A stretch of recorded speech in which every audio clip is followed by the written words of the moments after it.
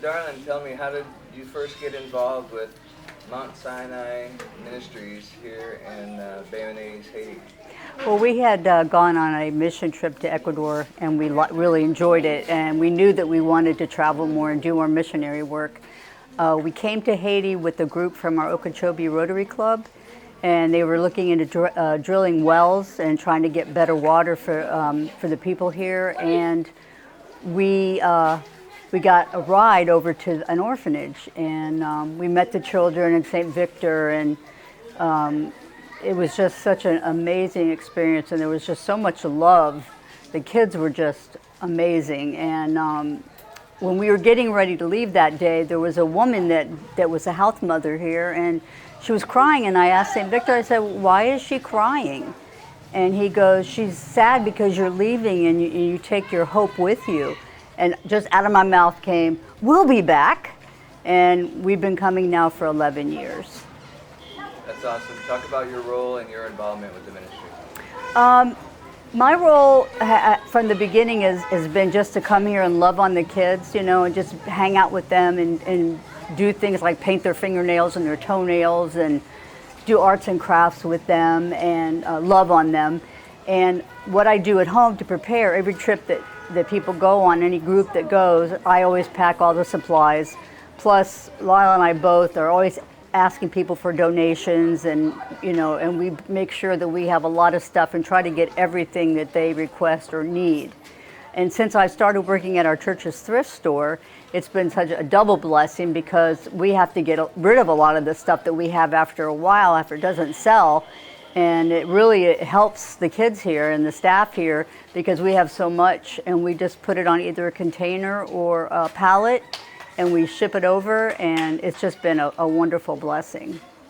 That's good. How do you describe the vision or the mission or the heartbeat of Mount Sinai Ministries?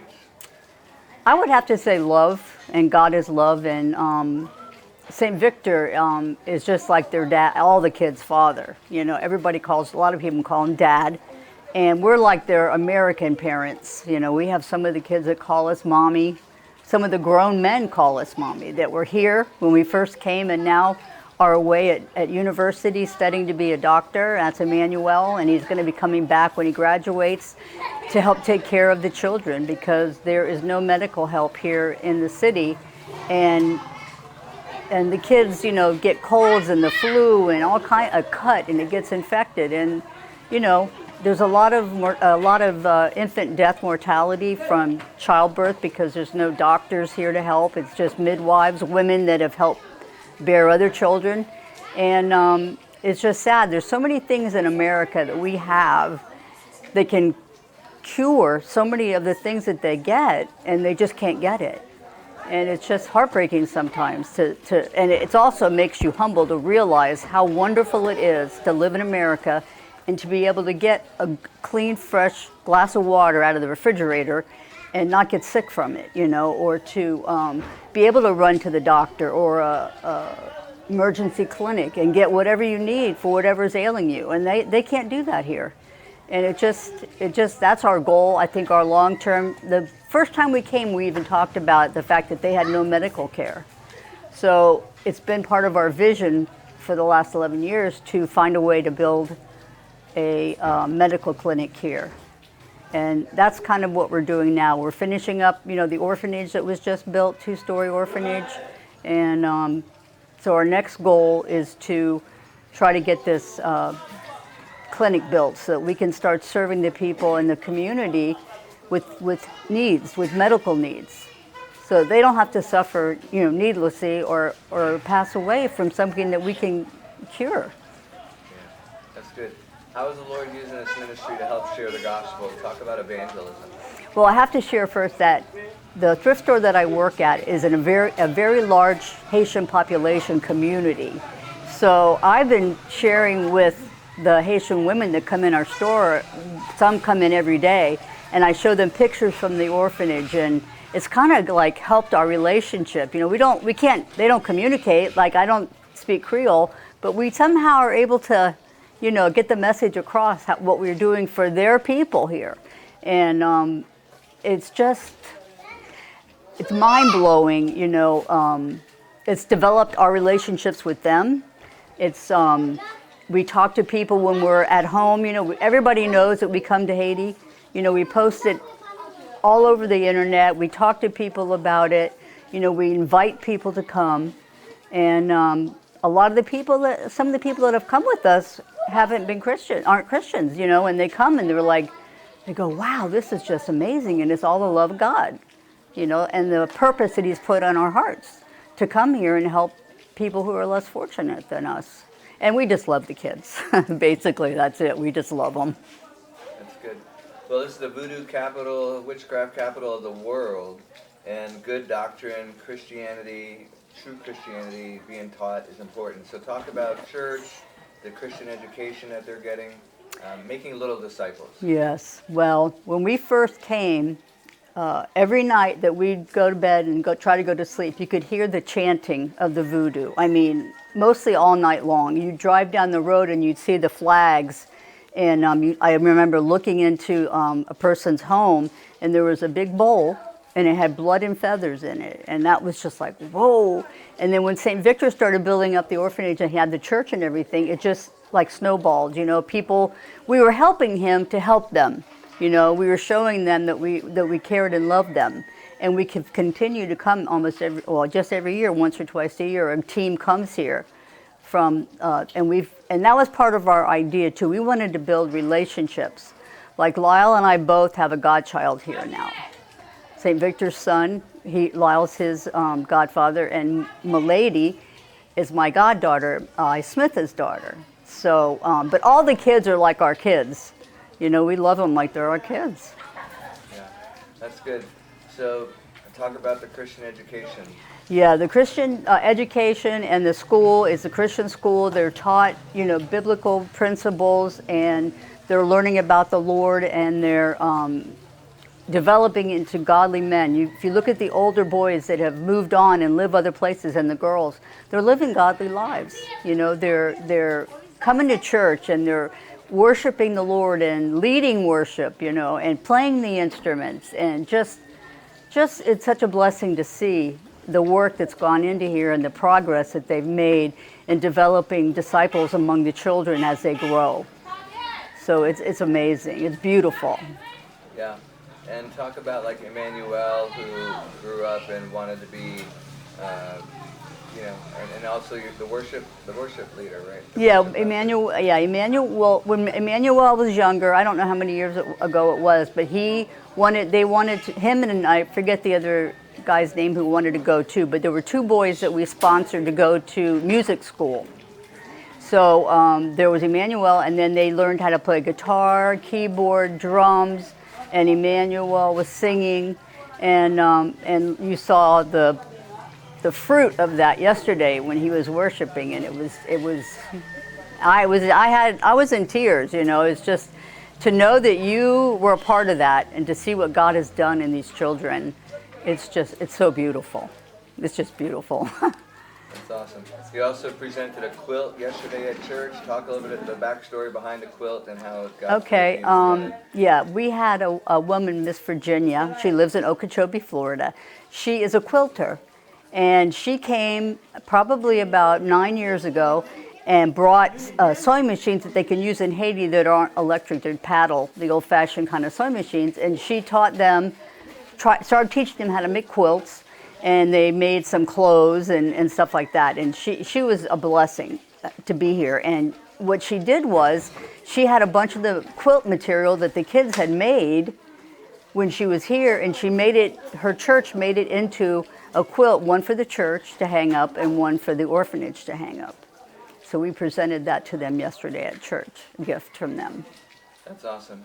You also had a time yesterday where you guys handed out backpacks with some supplies in it. Talk about how that all came about and what it was like to distribute them. Yeah, a lot of times people will get in touch with us and we don't even know them, you know, and they find out about the ministry and they want to send something. So there was a Christian college, women's college, and they put together backpacks with supplies for school, and we brought them over with us this time and we passed those out to all the kids. So they got, you know, paper and crayons and pens and things that they can use in school. That's awesome. Talk about the balloon fight and that little fun, colorful, fun experience we had yesterday.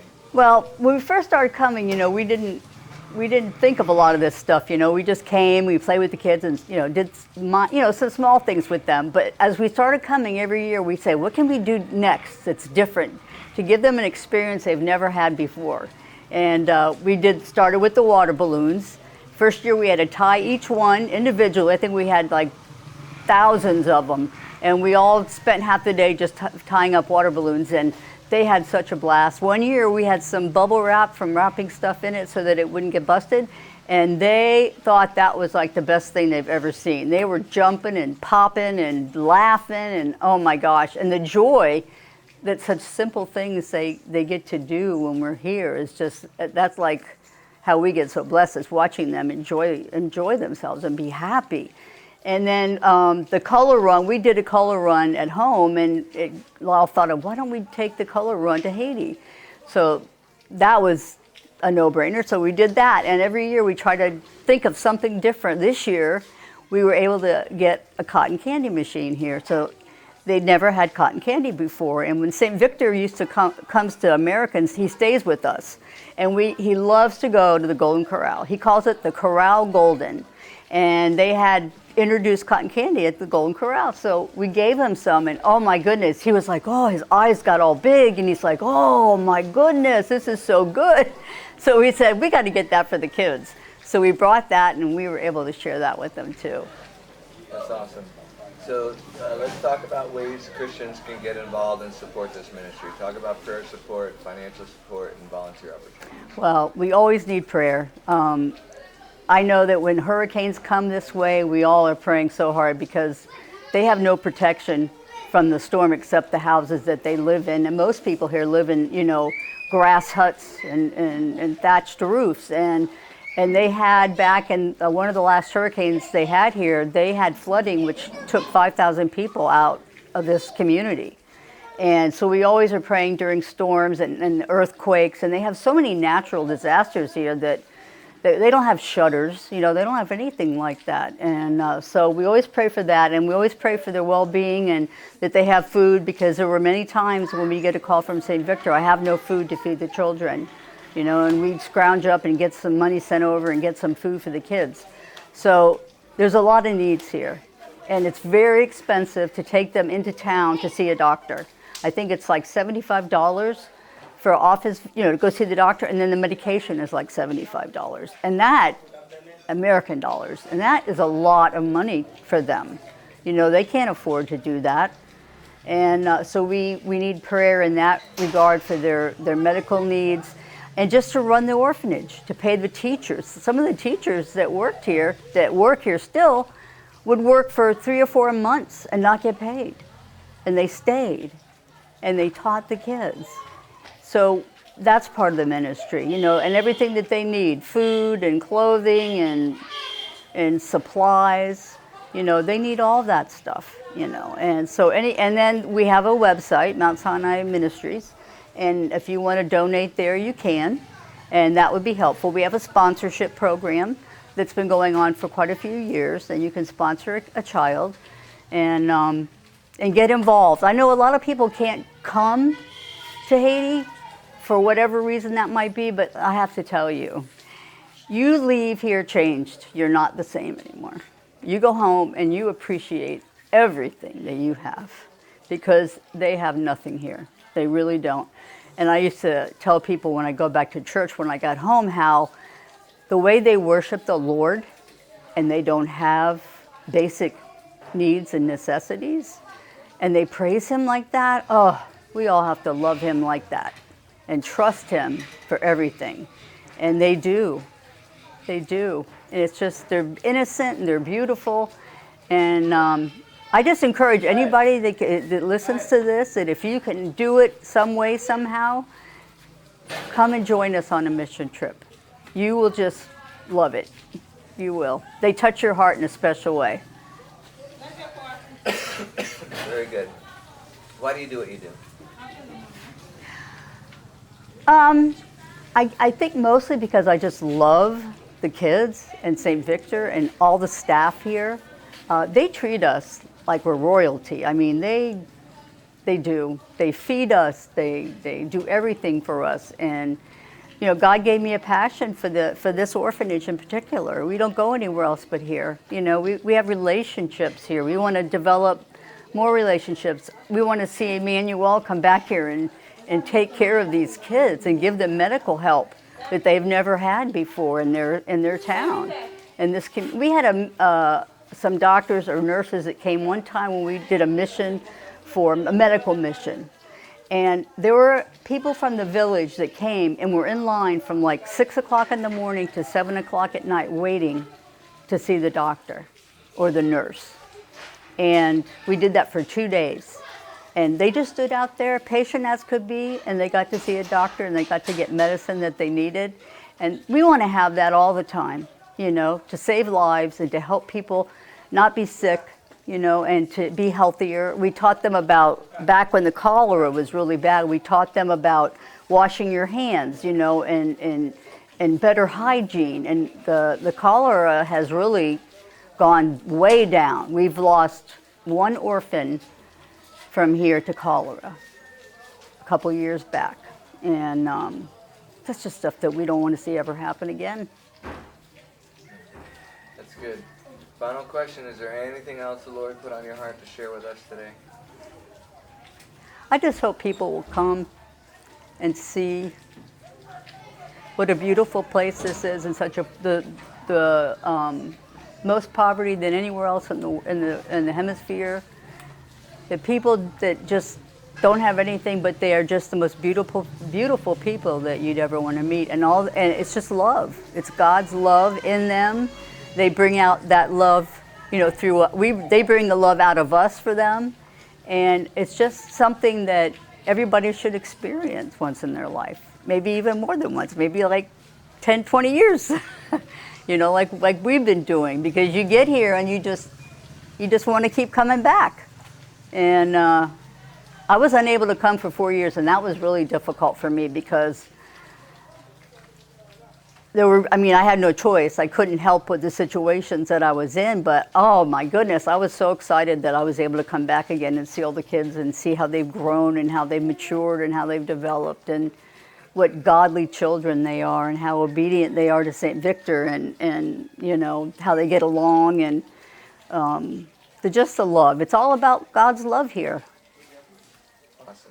Celebrate what Jesus is doing throughout the nation and rise up to answer His call on your life. To serve the poor, heal the broken, free the captives, and bring joy to those in need. Find hope, encouragement, and motivation through Overcomers TV. This inspiring network features everyday people and ministries across America who are putting God's love in action. Tune in to Overcomers TV on your favorite app or streaming platform. It's time to overcome.